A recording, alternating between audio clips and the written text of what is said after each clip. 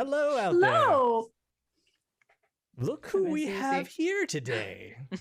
Hi. I'm sorry. I'm looking at a ceiling. What are you doing? Steven's background. It's like one of those visual illusion paintings.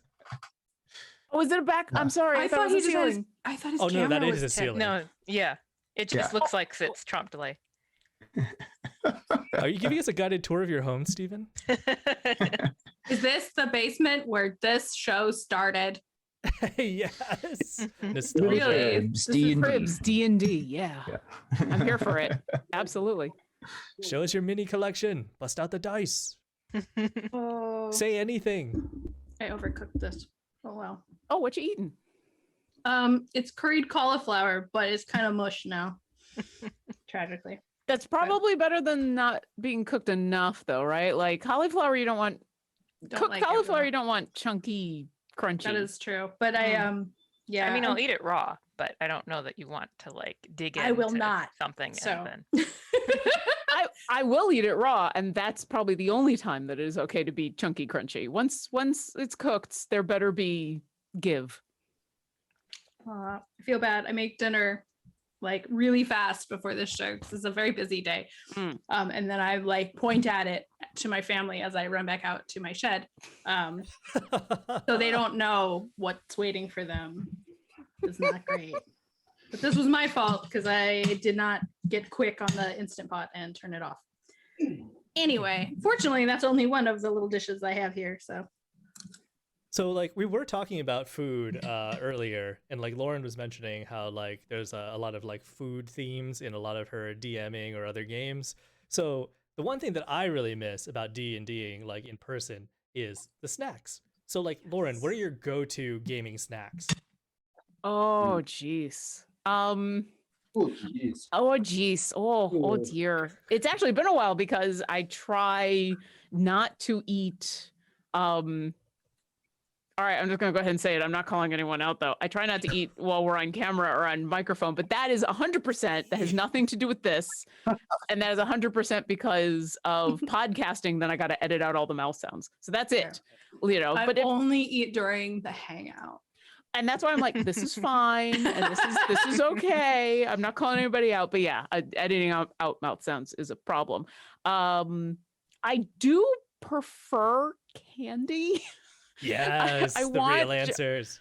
And that's not necessarily from anything specific, more than back in the 4E days of D&D, we would literally use M&Ms and gummy bears and just all kinds of little candy bits as monsters on the board to fight, and so you could then eat them when you killed them. That's awesome. And then it became, all right, well, I just want M&Ms now whenever I play D&D. Also, it's nice to have candy because if you go for chips or salsa or some of the other like more cliche snacks, that's just stuff all over your hands and crumbs. But like an M&M, it's just gone.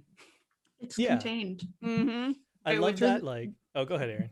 Well, I just want to know what kind of M&Ms, because now there are 8 billion kinds. There are. But there are. Some are superior to others, I think. I am a peanut M&M fan, and the peanut butter M&Ms as well, and regular M&Ms. But they have that I try not to get it because it's a big pack of M&Ms. Yeah. But they do have the pack that's like, here's the peanut butter, and the regular chocolate M&Ms, and those make me super happy. Wait, they're mixed together? Yeah, you haven't seen them? They're like in a package. I have not seen this. Yeah, I see them at the QFC all the time. They have like 4 or 5 different collections, and the one that's the best, in my honest opinion, is the one that's regular chocolate, peanut, and then peanut butter. Yeah, so good. That's amazing. But it's a one of those bigger like family package. But it's just you me have to find some people. See, I'll get it. I'll split it. I'll bring you some, and then nobody has to eat the whole thing. The next Anybody time else want in on this? Yeah, next time we get to play D&D in person, that's the perfect kind of thing. But for me, it's just one of those like, nom gone. Yeah. I mean, I like that because it's also sort of like you're giving yourself a positive reinforcement for slaying the monsters and achieving victory. Oh yeah, absolutely. Also, it was just fun to be like, and I attack the red gummy bear. How about You, you? do you think that D&D will ever create D&D snacks or D&D Whoa. games? I mean, There's yes, an because idea. there's whole cookbooks out now, so we're on the That way. would be amazing. Heroes You could buy Feast? like here's the box. It's a gummy beholder that's the size Oh of my your fist. God. WizKid starts putting out minis that are like Yes. like those giant minis that they have of here's the Charlatan Dragon from Icewind Dale, and you can eat it when it's done because it's made out of It's a gi- chocolate. That's It's a gingerbread brilliant. demogorgon. I think that's brilliant. I Like, love it. like you know, like if you were playing one of those campaign books, you will only fight that big boss monster once. And so you bring that to your game table and you let your players like tear into it once they achieve victory. Like they will remember that forever. You could make a cheese ball one too. Oh, Like God. a cheese real ball chocolate cheese? dragon. Oh, cheese balls. Oh, Like yeah, a cheese yeah. ball, right? So you mix like cream cheese and stuff. Oh, So if you do like yeah. savory, you have like sweet. Yeah. Oh, You're just gonna yeah. have to have Cheese a ball couple beholder to beholder. make everybody happy. Cheese ball beholder is Yeah. probably even easier because you don't have to worry about the arms falling off in the middle of the battle. And I'm even if into you this. even if you can't mold it to look like the thing, I kind of like the idea of just a pot of like cheese, dipping cheese, that is then representative of the health of the monster. So as you do Oh, damage, wow. you get to have some, and so you don't have to constantly be asking the DM like, how hurt is this creature? You can just like look in the pot and be How like, much well, is left in the fondue pot? there you go. You still got like a third of that fondue left. Come on. Somebody like needs to make this as a product like right now. Mm-hmm. Well, they could, if they could convince Bake Off to do it, I'm sure they could do some kind of like. Well, because Whoa. I don't want. Full Love disclosure, it. I don't watch the current season or the current seasons of Bake Off because I don't really like the new hosts. But it has seemed from when I've been in the room when my parents have been watching it, that they've been kind of reaching for their themes. They can't just do like bread now. They have to do like 80s movie set piece bread or something.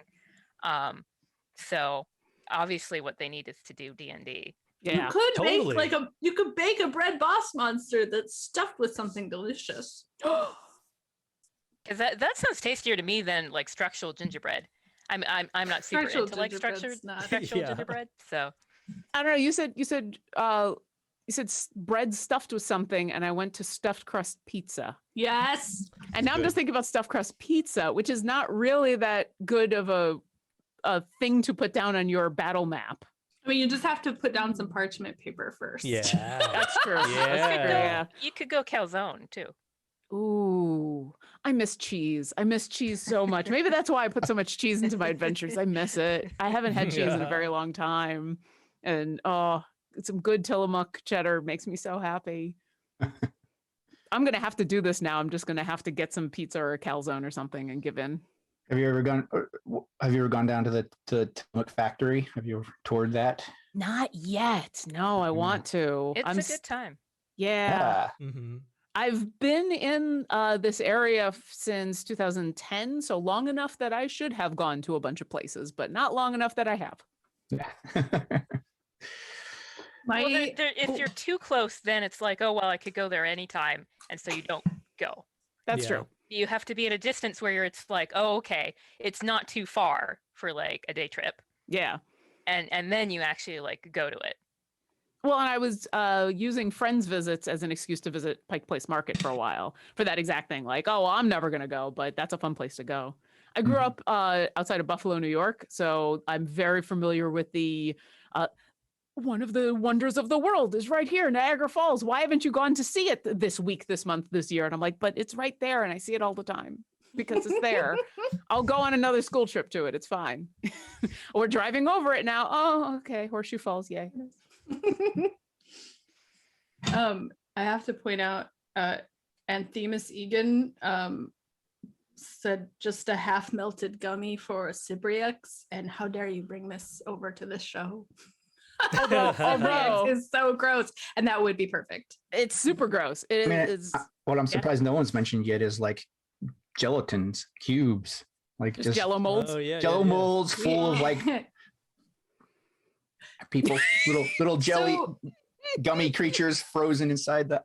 So the game I used to play that Susan J. Morris, who was a previous guest DM, ran, she would make a big spread, and then she started that, which the answer to that question is pretzel rolls with butter and prosciutto, and this cheese that she gets that I don't know what it is. Sounds I so miss that a good. lot, even though it's completely like not standard D&D, not standard like game fare, but I don't care. That's what I associate with it. But like we started doing a thing where people would bring food that was like their character stuff, which was really fun, especially because there were 5 people in our party, and then Susan, and 2 of us had played D&D before, and then her husband and then this other couple knew each other from playing WoW, and they'd never played D&D before. So there was a little learning curve. The beginning, they tried to loot everything. Turns out there's no point in looting a skeleton, but they would stop and do that. And it's like the guys are getting Free away. bones. But at that point, like they were so into their characters that like they brought like these fabulous menus of stuff. Our gnome Narla like invented she had like little hors d'oeuvres with little cards that explained what they were. Like, these are hedgehog hearts. They're caprese sticks. But it was so cute. But my brother-in-law was our ranger, and he did get eaten by a gelatinous cube and then rip his way out of it. So what he brought was a Jello mold full of mini. There you go. That's awesome. Which was very fun. I'd always thought a D&D show that was the D&D and dinner, of like, all right, we're going to make a food that is related to whatever the adventure is that we're on or wherever we are in this adventure, and then we're going to play D&D. Would be a lot of fun. But my cooking skills are not good enough for that idea. And then Heroes Feast came out, so, which is a fantastic book that I've yet to make anything out of, but it's really pretty and it makes me want to. It almost makes me want to cook because I look at all the pictures and then I don't. But one of these days. Yeah. Do any of the rest of us have that book? I do not. I don't have it. I'm not. It does look really cool. It got sent to us as a gift, so I feel nice. semi-obligated to eventually make something out of it. Was it like a gift from a friend who like games with you and they actually want you to cook for like the next gaming night? No, because my friends know I don't cook and they would like to not get food poisoning. Actually, Yeah, I see. That's the level. yeah. Oh, You better watch out. You might get mushy cauliflower. Yeah.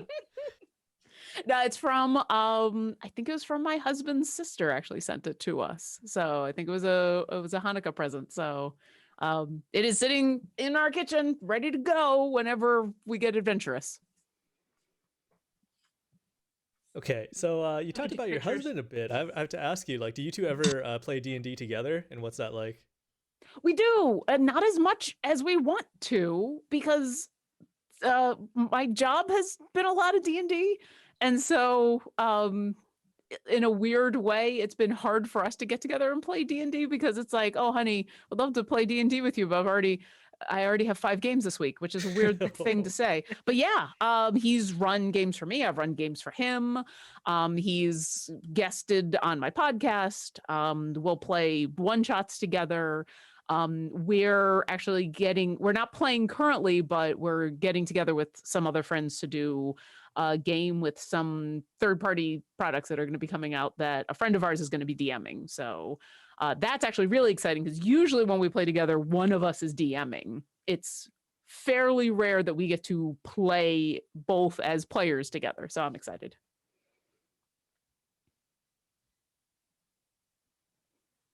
So is he like what kind of, so like your DM style I think is sort of like, you know, the silly and the serious, you know, you sort of balance that.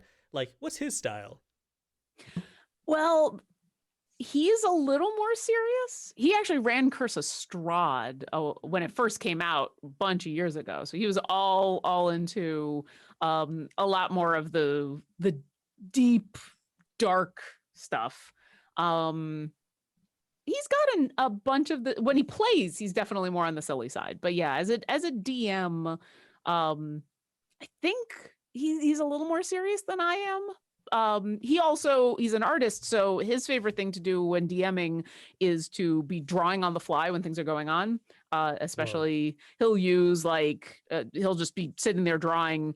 And they'll just be talking over Discord. They won't use cameras when he's DMing for his group, and they'll be describing someplace, and he'll just sketch it up and then throw it into Roll20 and be like, "Here you go. Here's a character. Here's the NPC you're That's talking pretty cool. to." Yeah, it's fun to watch. It's super fun. But Skills I wish I had. he's Yeah, definitely seriously. right. Yeah. I end up watching. I just end up watching the art as it's happening behind his shoulder. I'm like, oh, that's nice. I wish I could do that stick figure. But yeah, I think he's a little more serious than I am as a DM, definitely. And he's been way more experimental with diving deep into lore, especially in the Forgotten Realms. He'll and this is going to be an interesting thing to say to all of you, but every once in a while he'll come to me and be like, "Hey, do you know anything about this?" And I'll be like, "What? No." That's why there's a wiki. That's Yeah. Google. I'm like, I don't know what that is. Sure. Let's look it up. Let's see what's going on. He's like, do you know any of the lore of this place? I'm like, what? It's where is that? Is that in Europe? What is that? I don't know. So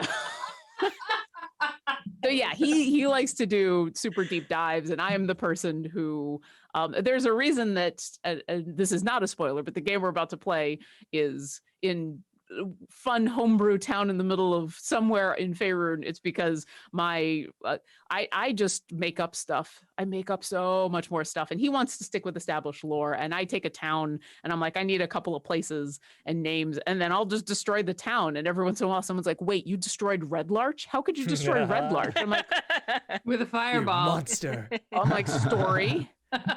There was a demon. What do you mean this whole section of Waterdeep is destroyed? I'm like, well, there was an army. Was that an important part of Waterdeep?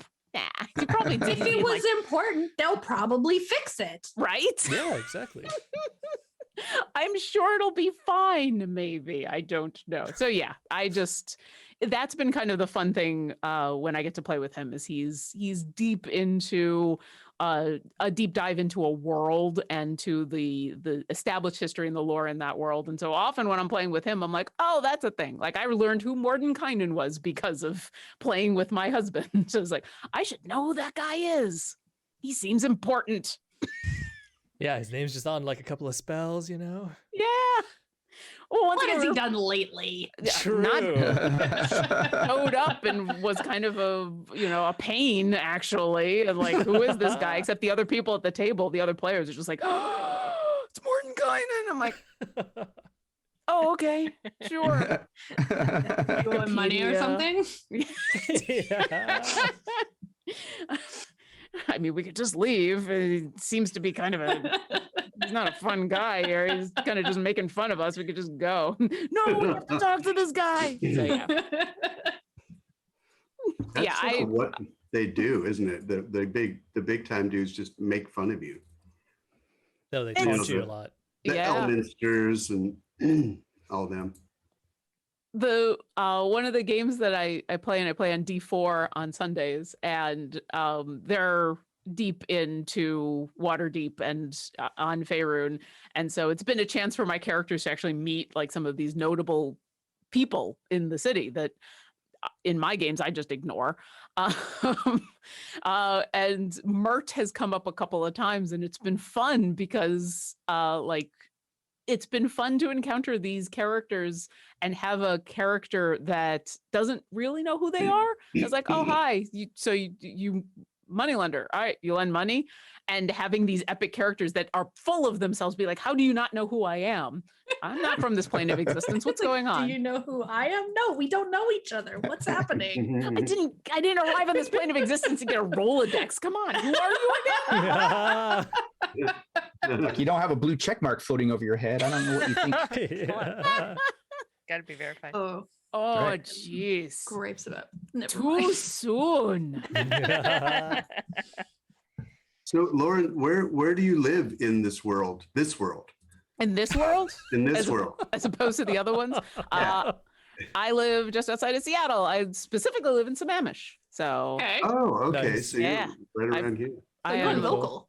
I am on the other side of the water from a lot of things. But yeah, I moved out here in 2010 and mostly been Renton, Sammamish, Federal Way, kind of that area. So What? Where did you move from? oh geez. Okay. Immediately before that, Hard-hitting question. well, the We're TLD. gonna get to the interview part in the middle, and I'm gonna be like, marry, date, dump. Yeah, no. Yeah. We'll just talk some more. The TLDR is right before I came here. I was in Akron, Ohio for 2 years, finishing up a second master's degree in music for reasons. Before that, I was in Buffalo, living there for a couple of years, working and playing gigs and everything. And then before that, I was living in South Florida for a couple of years, working and gigging and getting hit with hurricanes. And before that, I was living in Ithaca, which is where I got my bachelor's and my master's. And then before that grew up in Buffalo. So Wow. originally from Buffalo, New York, and then did a lot of ping ponging around the country, and then eventually ended up here. And I'm pretty happy here. So I'd like to not leave. And you're a musician. Yeah, I'm a classical musician by trade, thus the Nice. oboe. Do you want to guess why her name's Oboe, Lauren? You know, Steven! Click. Get it. I get it. I saw the light bulb. I actually, many, many years ago, I had someone who's just like, oh yeah, so you play the cello, right? Oh, oh, That's oh. the classical one, right? That's classical instrument. The classical instrument, yeah. That's the one that's classical, yeah. Yeah, that one classical instrument, yes. So, My association with oboes will forever be in university choir. We are accompanied by an oboe in one of our pieces. And the director, I think at the piece, it was a folk song and played at weddings or something. So the director told the oboist to play more drunkenly. Interesting. Now my association with that sort of style, not in a Play full drunk. orchestra, Play drunk. Uh, drunkenly, whatever that I'm meant to gonna that give you that- particular oboe. give me that direction. now I'm curious, did you hear a difference in their playing? Well, I was busy singing, so Okay. I probably have the recording somewhere. I Oh just my goodness. it'll be helpfully labeled like spring 2006 as opposed to fall 2005, so it'd take a while to find it, but It's not labeled drunken oboe. I mean, I speak from experience when I say the last thing you want to do when you're playing oboe is drink any alcohol. So drunken oboe sounds like a horrible idea. I don't know what I would do if someone asked me to play more drunkenly, because that well, maybe the guy was just like looked at the director and was like, what, and then just played the same way. that honestly, yeah, that's probably what I would do. That's there are you try to give a conductor whatever it is that they're asking for, because they're the people in charge, and they're like the director of a film. They're trying to make a cohesive piece happen. But there are times and where every once in a while you get asked to do something and your response needs to be okay, and then you just don't do it. And that would be one of them. I've had edit notes like that. Okay, thank you for your feedback. I appreciate it. Oh, okay. Delete comment, delete comment, delete comment. Uh-huh. It doesn't happen often. Usually there's something you can get, right? I wrote a story once where the guy decided that the woman the story was centered on could not possibly be the protagonist and the hero. It was obviously the dude. And the dude was the villain. And he's like, he's not acting very heroic. I'm like, no, he is not. I'm gonna say Very nothing you said is going to be something I'm going to do, especially before the deadline. So I'm going to fix it so you don't ever think this dude is the hero. And then we're going to go. So I hate to cut off a great conversation, but we are now at 6:25, so just enough time to play the recap and then start at 6:30. Anybody have any final quick remarks? Somebody had on something less bitchy than that, please. Lauren's a prima donna. Finn. That's all the time we have for today. Here we go. I will transition awkwardly away from drunken oboe to say that tonight the tea that I'm drinking is from Friday Afternoon, which is also a local tea place around here. It is their setting things on fire, which is a black tea that they have, and it is delicious. So That sounds like fun. it is so good. I like their tea. Yeah, Friday Afternoon is awesome. So that is my way of transitioning away from all of that. Now it's time for me to awkwardly click on the. Sure. Running off now? That seems like a good idea. So at the very least, with their shopping done, there seems to be a lot left to do still, in preparation for the Night King's ritual. Well, the party is still split up. Not always the best idea. And, well, with a few of the groups splitting off to check out the temple district and try to determine which of the temples that the Night King might be enacting this ritual in. With some hints, some might say, pointing toward the new temple of Lathander, but, well, in the moment, it's sort of easy to miss things like that. The rest of the group, namely Stong, Rogar, and Cecilia, chose to not only pay a visit to the Eye of Justice, talking to Livia, who did impart some wisdom on, at the very least, a little bit of what might have happened the last time this was attempted. Though, all of this was to Livia's surprise, given that the irregulars have not been the most forthcoming with the Eye of Justice in this whole escapade. So this is the first they're hearing of any of it. But it also gave them some insight into what the fangs are. Specifically, that it's a single dagger with two blades. So it stands to reason that that dagger that flew out at Sturge might have just been one half of the weapon. Following that, though, they decided to pay a visit to the Purple Lady and talk to our favorite person ever, Illyra. And no, I'm not being facetious.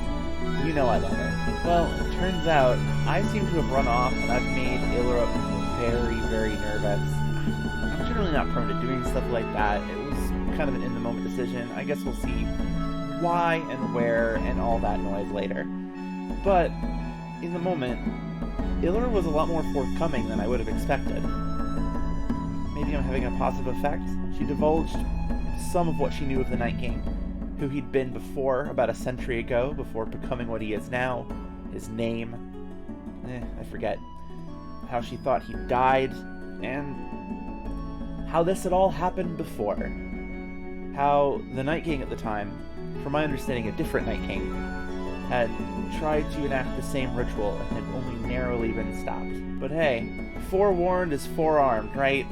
You know how many swords you can hold with 4 arms. For now, though, we're taking a bit of a divergence. So, I hope you enjoy what's to come. The final confrontation. But I guess we'll see how it all shakes out. We'll just have to wait a little bit longer.